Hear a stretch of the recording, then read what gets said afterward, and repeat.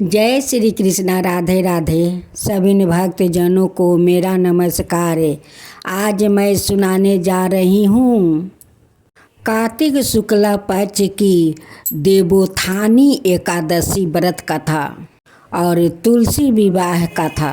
यही मेरा शुभकामनाएं है। वर्मा जी बोले, हे मुनि श्रेष्ठ, अब पापों को हरने वाली पुण्य और मुक्ति देने वाली एकादशी का महात्म्य सुनाइए। पृथ्वी पर गंगा की महाचाता और समुद्रों और तीर्थों का प्रभाव तभी तक है जब तक कार्तिक मास की देव बोधनी एकादशी तिथि नहीं आती। मनुष्य को जो फल 1000 अश्वमेध और 100 राजसूया यज्ञों से मिलता है, वही देव प्रबोधनी एकादशी के व्रत से मिलता है।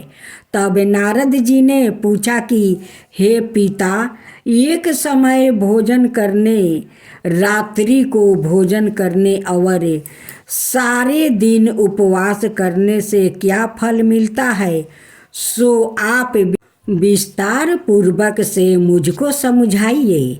वर्मा जी बोले कि हे पुत्रा, एक बार भोजन करने से 1 जन्म और रात्रि को भोजन करने से 2 जन्म और पूरा दिन उपवास करने से 7 जन्मों के पाप नष्ट होता है। जो वस्तु त्रिलोकी में ना मिल सके और दिखाई ना दे सके, वो हरि प्रबोधनी एकादशी से प्राप्ति हो सकती है। मेरु और मंदराचल के समान भारी पाप भी नष्ट हो जाते हैं और अनेक जन्म में किए हुए पाप समूह क्षण भर में वो भस्म हो जाते हैं। जैसे रुई के बड़े भारी ढेर को अग्नि की छोटी सी चिंगारी भस्म कर देती है, वैसे ही विधि पूर्वक थोड़ा सा पुण्य कर्म अत्यंत फल देता है, परंतु विधि रहित चाहे अधिक किए जाए तो भी उसका फल कुछ नहीं मिलता। संध्या ना करने वाले, नासिक, वेद निंदक, धर्म शास्त्रों को दूषित करने वाले मूर्ख, दूसरों की स्त्री का अपहरण करने वाले, पाप कर्मों में सदाए लगे रहने वाले, धोखा देने वाले, ब्राह्मण अथवा शत्रु पर सीढ़ी गमन करने वाले और ब्राह्मणी से भोग करने वाले, यह सब चंडाल के समान है। जो विधवा अथवा साधवा ब्राह्मणी से भोग करते हैं, वो अपने कुल को नष्ट कर देते हैं, पर स्त्री गमी के संतान नहीं होती और उसके पूर्व जन्म के संचित सब अच्छे कर्म नष्ट हो जाते हैं। जो गुरु और ब्राह्मणों से अहंकार युक्त बात करते हैं, वो भी धन और संतान से हीन होता है। भ्रष्टाचार करने वाला, चंडाली से भोग करने वाला, दुष्टों की सेवा करने वाला और जो नीच मनुष्य की सेवा करते है, यह संगीत करते हैं, यह सब पाप हरि प्रबोधनी के व्रत से नष्ट हो जाते हैं। जो मनुष्य अपने अपने मन में हरि प्रबोधनी एकादशी के व्रत को करने का संकल्प मात्रा करते हैं, उनके 100 जन्मों के पाप नष्ट हो जाते हैं। और जो रात्रि को जागरण करते हैं, उनकी आने वाली 10,000 पीढ़ियों स्वर्ग में जाती है। नरक के दुखों से छुटकारा प्रसन्नता के साथ सुसज्जित होकर वो विष्णु लोक को जाते हैं। बर्मा हत्या महान पाप भी इस व्रत के प्रभाव से नष्ट हो जाते हैं। जो फल समाप्ति तीर्थों में स्नान करने, गौ सवरण और भूमि का दान करने से होता है, वही फल इस एकादशी की रात्रि को जागरण से मिलता है।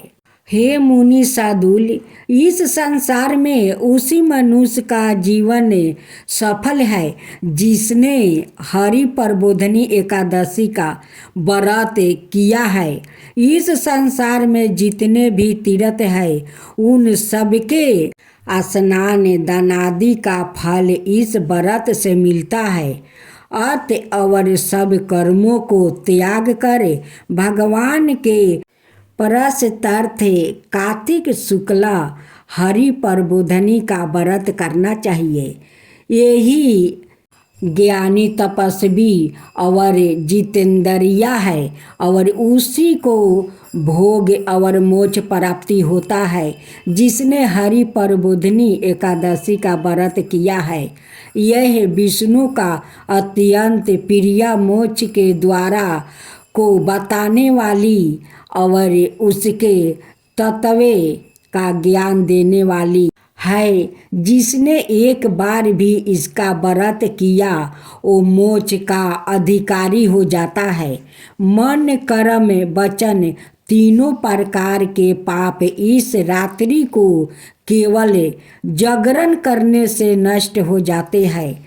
हरि प्रबोधनी के दिन जो मनुष्य भगवान के परस्तार्थ स्नान दान तप ओ अज्ञादि करते हैं वो अक्षय पुण्य को प्राप्ति होते हैं। हरि प्रबोधनी एकादशी के दिन व्रत करने से मनुष्य के बल यौवन और वृद्धावस्था में किए गए समस्त पाप नष्ट हो जाते हैं। इस एकादशी को रात्रि में जागरण का फल चंद्र सूर्य ग्रहण के समय स्नान करने से 1000 गुना अधिक होता है। अनाय कोई भी पुण्य इसके समान व्यर्थ नहीं है। जो मनुष्य हरि प्रबोधनी का व्रत नहीं करते उनके सब पुण्य व्यर्थ है। हे नारद, तुमको भी विधि पूर्वक प्रयत्न के साथ इस व्रत को करना चाहिए। जो कार्तिक मास में धर्म परायण होकर अन्न नहीं खाते हैं उन्हें चंद्रायन व्रत का फल प्राप्ति होता है। कार्तिक मास में भगवान दानादि से इतने प्रसन्न नहीं होते जितने कि शास्त्रों की गाथाओं के सुनने से होते हैं। कार्तिक मास में जो भगवान विष्णु की गाथा का एक यह आधा श्लोक भी पढ़ते सुनते या सुनाते हैं उनको 100 गायों का दान का फल मिलता है। अनाय सब कामों को छोड़कर कार्तिक मास में मेरे सम्मुख बैठकर मेरी गाथा पढ़नी या सुननी चाहिए। जो कल्याण के लिए कार्तिक मास में हरि गाथा कहते हैं वो सारे कुटुंब का क्षण मात्रा में उद्धार कर देते हैं। शास्त्रों की गाथा कहने और सुनने से 10,000 यज्ञों का फल मिलता है। साथ ही उनके सब पाप भस्म हो जाते हैं। जो नियम पूर्वक हरि गाथा सुनते हैं वो 1000 गौदान का फल पाते हैं। विष्णु के जागने के दिन जो भगवान की गाथा सुनते हैं वो 7 दीपों समेत पृथ्वी के दान करने का फल पाते हैं। जो मनुष्य भगवान की गाथा को सुन कर वो बचक को अपनी समर्थ के अनुसार दक्षिणा देते हैं उनको संतान लोक मिलता है। ब्रह्मा जी की यह बात सुनकर नारद मुनि ने कहा कि भगवान, एकादशी के व्रत की क्या विधि है, कैसे व्रत करने से क्या फल मिलता है, वो भी विस्तार पूर्वक समझा कर कहिए। नारद मुनि की बात सुनकर ब्रह्मा जी कहने लगे कि ब्रह्म मुहूर्त में जब 2 घड़ी रात्रि रह जाए तब उठकर शौच आदि से निवृत्त होकर दतवन दावन आदि करे। उसके बाद नदी, तालाब, कुएं, बावड़ी या घर में ही जैसा संभव हो स्नादि करे। फिर भगवान की पूजा करके कथा सुने और फिर व्रत का नियम ग्रहण करना चाहिए। उस समय भगवान से विनय करे कि हे भगवान, आज मैं निराहार रहकर व्रत करूँगी, आप मेरी रक्षा कीजिए। दूसरे दिन द्वादशी को भोजन करूँगा। तत्पश्चात भक्ति भाव से व्रत करे और रात्रि को भगवान के आगे नृत्य गीतादि के करना चाहिए। प्रबोधिनी एकादशी को कृपांता को त्याग कर बहुत से पुष्पा, फल, अगरबत्ती, धूप आदि से भगवान को अर्घ दे। इसका समस्त तीर्थों से करोड़ों गुना फल होता है। जो मनुष्य अगस्त के पुष्प से भगवान का पूजन करते हैं उनके आगे इंद्र भी हाथ जोड़ता है। तपस्या करके संतुष्ट होने पर हरि भगवान जो नहीं करते वो अगस्त के पुष्प से भगवान को अलंकृत करने से करते हैं। जो कार्तिक मास में बेलपत्रा से भगवान की पूजा करते हैं मुक्ति को प्राप्ति होते हैं। कार्तिक मास में जो तुलसी से भगवान का पूजन करते हैं उनके 10,000 जन्मों के पाप नष्ट हो जाते हैं। तुलसी दर्शन करने से, स्पर्श करने, कथा कहने, नमस्कार करने, स्तुति करने, तुलसी रोपना, जल से सींचने और प्रतिदिन पूजन सेवा आदि करने से 1000 करोड़ योग पर्यटन विष्णु लोक में निवास करते हैं। जो तुलसी का पेड़ लगाते हैं उनके कुटुंब में उत्पन्न होने वाले प्रलय काल तक विष्णु लोक में निवास करते हैं। हे मुनि, रोपी हुई तुलसी जितनी जड़ों का विस्तार करती है उतने ही हजारों योग पर्यटन तुलसी रोपना करने वाले के सुकीर्ति का विस्तार होता है।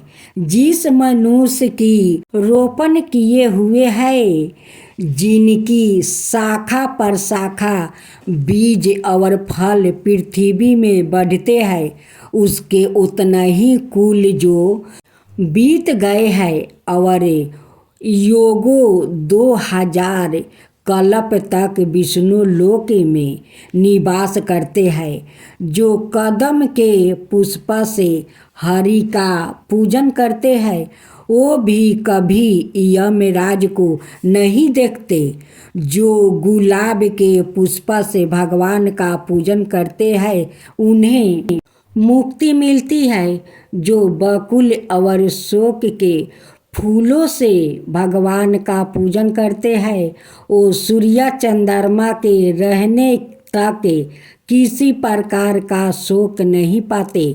जो मनुष्य सफ़ेद या लाल किनरे के फूलों से भगवान का पूजन करते हैं उन पर भगवान अत्यंत प्रसन्न रहते हैं और जो भगवान पर आम की मंजरी चढ़ाते हैं वो करोड़ों गौओं के दान का फल पाते हैं।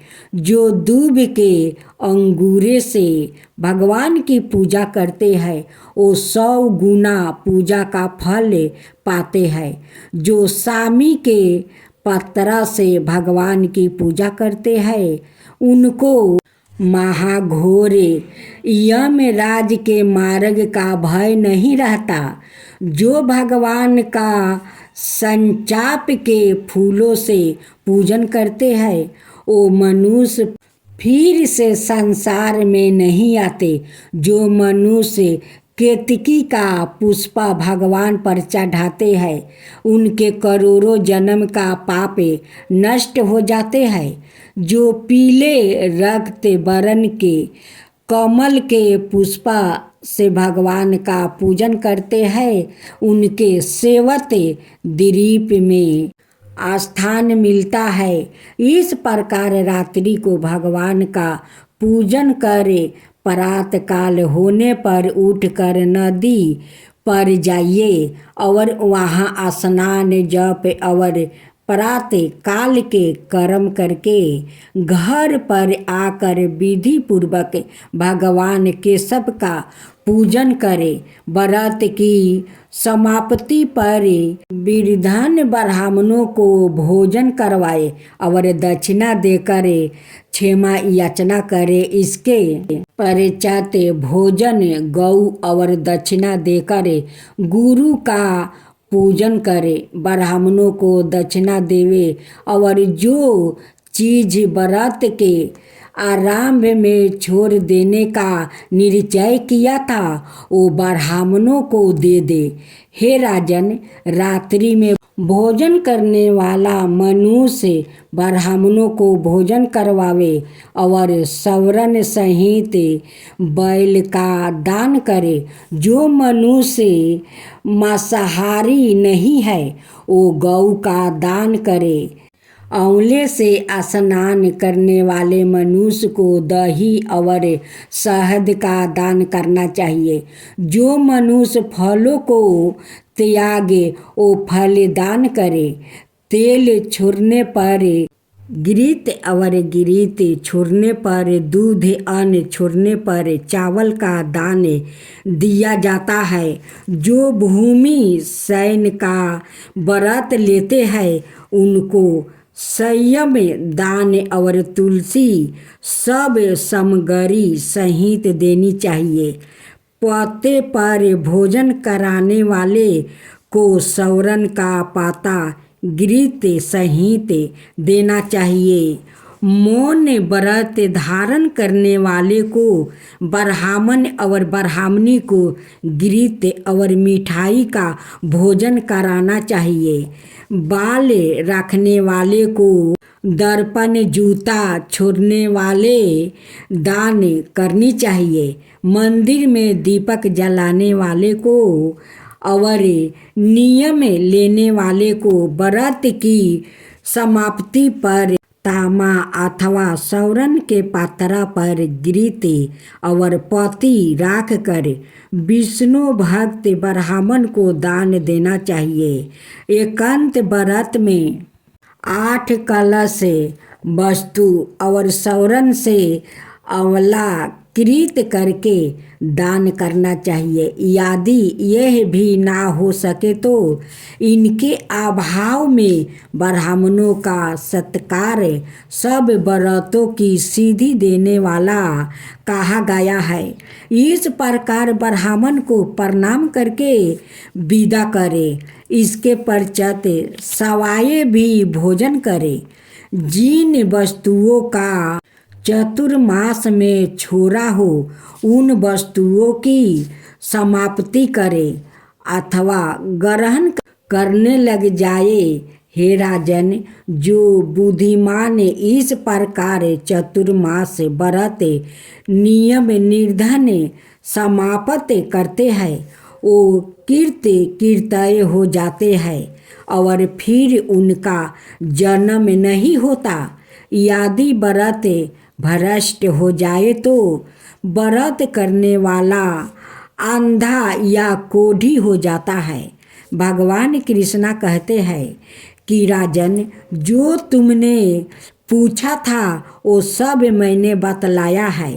इस गाथा को पढ़ने और सुनने से गौदान का फल प्राप्ति होता है।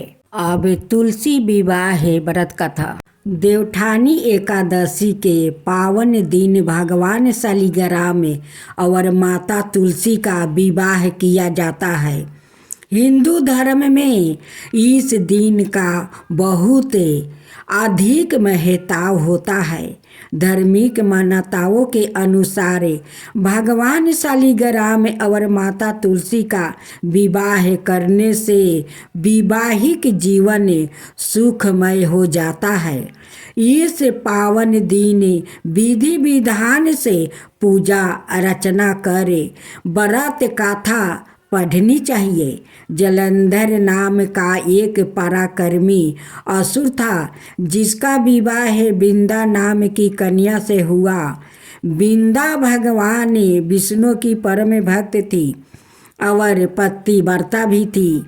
इसी कारण जलंधर अजय होता गया।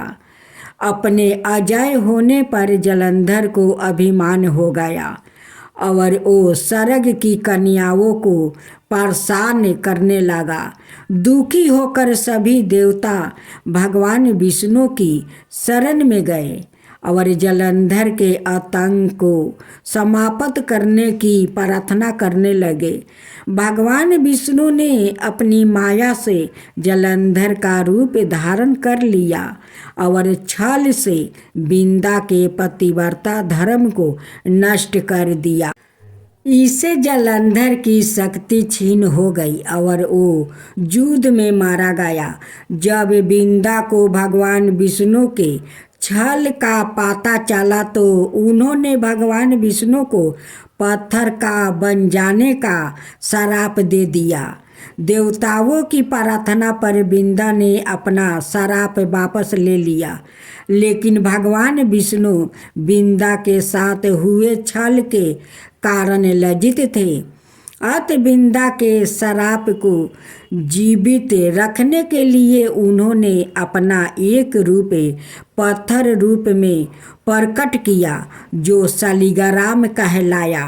भगवान विष्णु को दिए श्राप वापस लेने के बाद बिंदा जलंधर के साथ सती हो गई।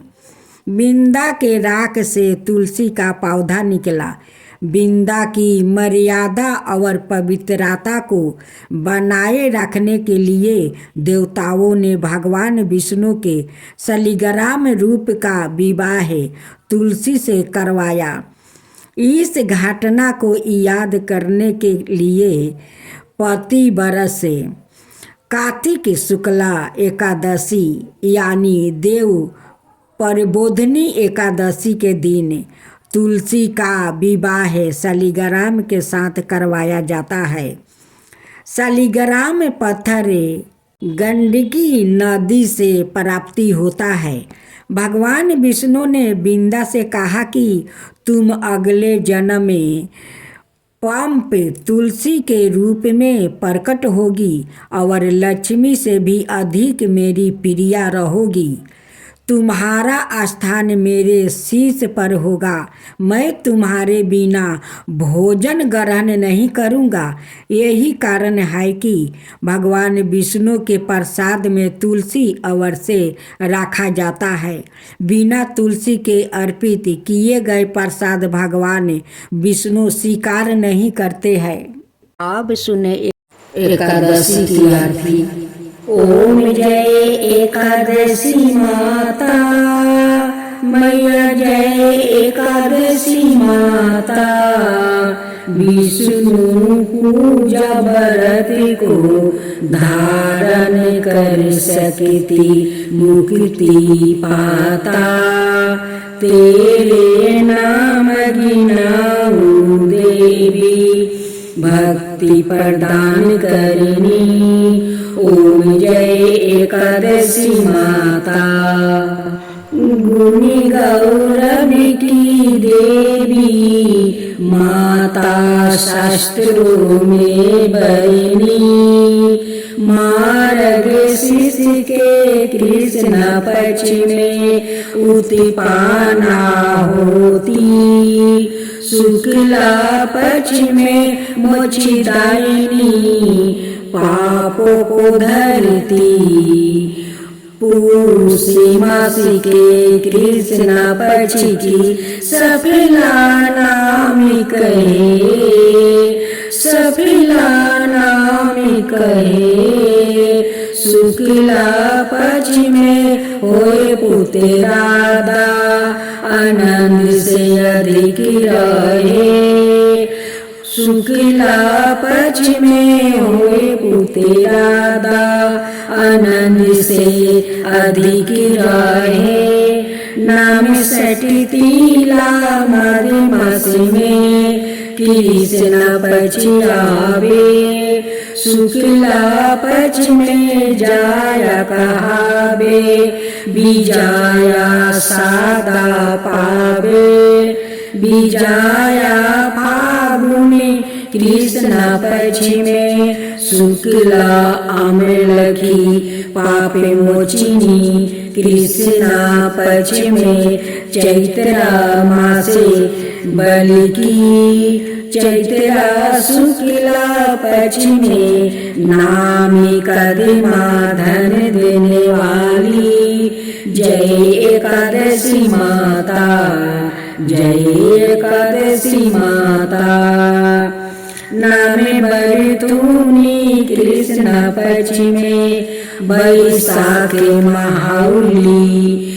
शुक्ला पक्ष में होए मोहिनी, अपरा ज्येष्ठी कृष्ण पक्षी, नामे निर्जला सब सुख करनी, शुक्ला पक्ष राखी, योगिनी नामे आषाढ़ में जानो, कृष्ण पक्ष बरनी, देवसायिनी नामे कहावे, शुक्ला पक्ष धरनी, ओम जय एकादशी माता, ओम जय एकादशी माता, कमी का श्रवण मास में आवे, कृष्ण पक्ष कहिए, श्रवण शुक्ला होए पुत्र राधा, आनंद से रहिए, आजा भाद्रपद कृष्ण पक्ष की, परिवर्तिनी शुक्ला इंदिरा आशिवन कृष्ण पक्ष में, भरत से भाव सागर निकला, पापे कुंसा है, शुक्ला पक्ष में पापी हारन हारी, रामा मासी कार्तिक में आवे, सुखदायक भरी, देवथानी शुक्ल पक्ष की, दुख नाशक मैया, देवथानी शुक्ल पक्ष की, दुख नाशक मैया, लोधी मास की करो मिनती,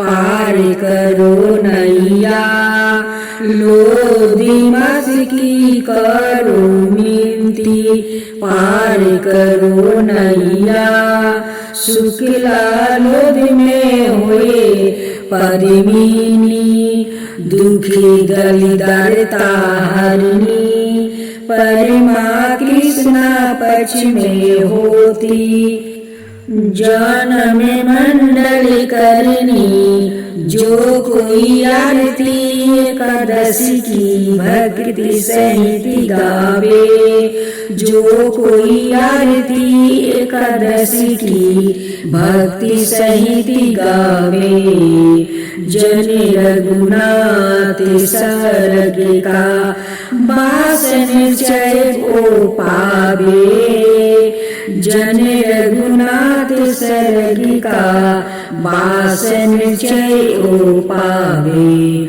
ओम एकादशी माता, ओम जय एकादशी माता।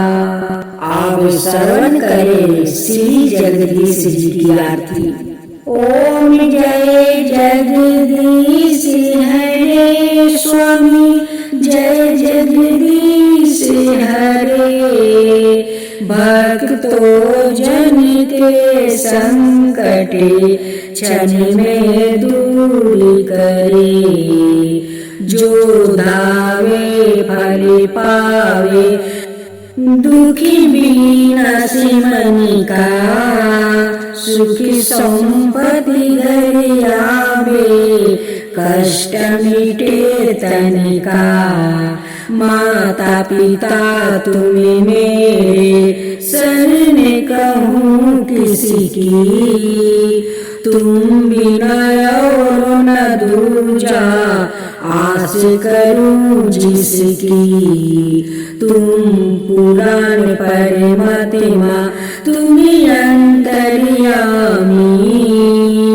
पारे ब्रह्म परमेश्वरे, तुम सबके स्वामी। तुम्हें करुणा के सागर, तुम्हें पालन करता। मैं मूर्ख खल कमी, कृपा करो भक्तों। तुम हो एक गोचर, सबके प्राणपति। किसी विधि नीलु दयामा, तुमको मैं कुमिति। दीन बंधु दुख हरता, तुम ठाकुर मेरे। अपने हाथ उठाओ, द्वारे पार तेरे। अपने हाथ उठाओ, द्वारे पार तेरे। विषय विकार मिटाओ, पाप हरो देवा। श्रद्धा भक्ति बढ़ाओ, संतन की सेवा। श्रद्धा भक्ति बढ़ाओ, संतन की सेवा। ओम जय जगदीश हरे, ओम जय जगदीश हरे।